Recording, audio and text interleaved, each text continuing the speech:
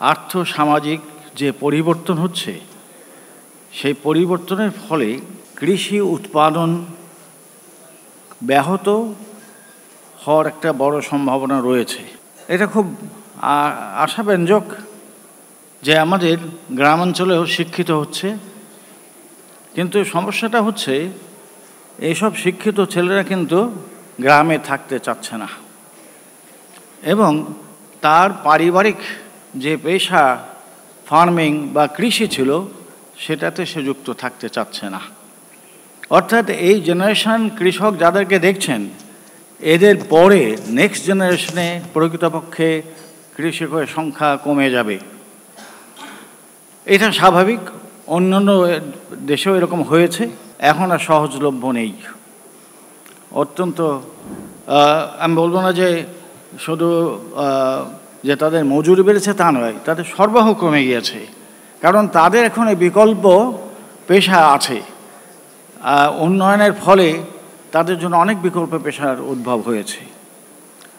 আরেকটা দিক হচ্ছে যে এই যে গ্রামের জমির যে মালিকানা, এই মালিকদের একটা বড় অংশই থাকেন শহরে, চাকরি বাকরি করেন, তারা কিন্তু গ্রামে ফিরে যাবেন না। আগের দিনে যে বর্গা চাষের ব্যবস্থাটা ছিল, তাতে আপনার কৃষক যাদের জমি নেই বা কম আছে, তারা অন্যদের কাছে জমি নিয়ে চাষ করতে পারতেন।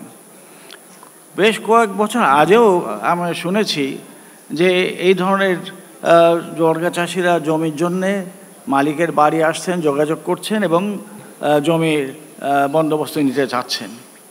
এখন সেই সংখ্যা অনেক কমে গিয়েছে। এখন সেধেও অনেক সময় কৃষি জমি চাষের জন্য দিতে পারছেন না।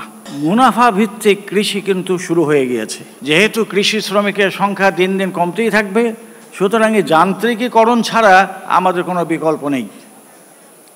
Mechanisation is important. আমাদের স্কুল, কলেজ, ইউনিভার্সিটিতে অ্যাগ্রোপ্রেনিয়র ডেভেলপ করার একটা প্রচেষ্টা নিতে হবে, কোর্স থাকতে হবে। আপনি হয়তো আশ্চর্য হবেন যে শুধু কিন্তু কৃষির ছাত্ররাই না, অন্য বিষয়ের ছাত্ররাও কিন্তু এখন কৃষি বিষয়ক এই প্রচেষ্টার মধ্যে এসে যাচ্ছে। আমার বিশ্ববিদ্যালয়ে ইংরেজিতে গ্র্যাজুয়েট হওয়া দুজন ছাত্র একদিন এসে আমাকে বলছে, স্যার আমি তো গ্রামে ফিরে গিয়ে কেমন মাছ চাষের করেছি। আরেকজন বলছে যে আমি ফ্রুট কাল্টিভেশন করছি।